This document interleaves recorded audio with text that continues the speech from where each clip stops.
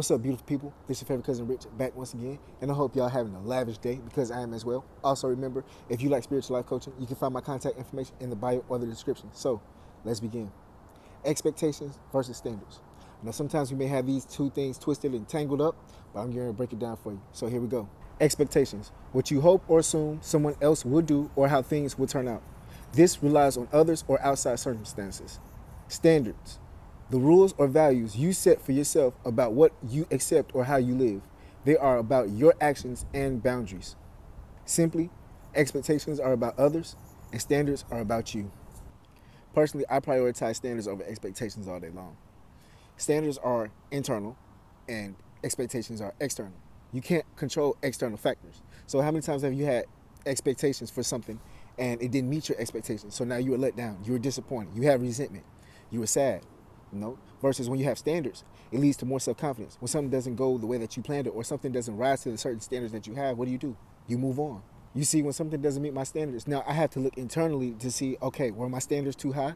Now I have to look internally and say, okay, no, your standards are this, or maybe you need to shift this, or maybe you need to look over here, or maybe you need to do this. It centers and it shifts everything back to me so I can get the best outcome, so I can choose better, so I can make better decisions.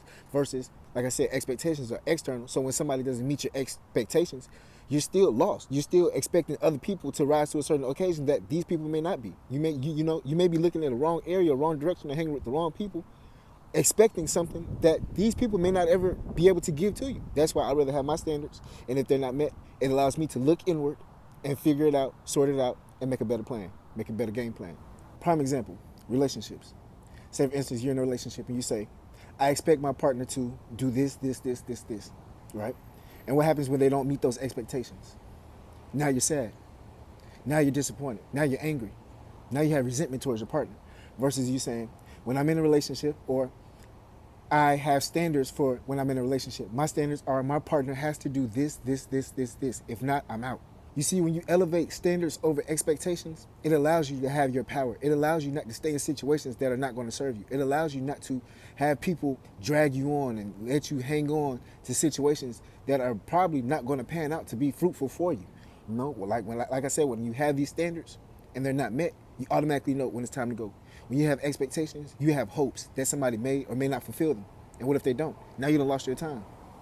You see, I see standards as having one of the ultimate forms of self-love. It gives you your power, like I've been saying. It allows you to know what you will and won't accept. It tells you when you should move on.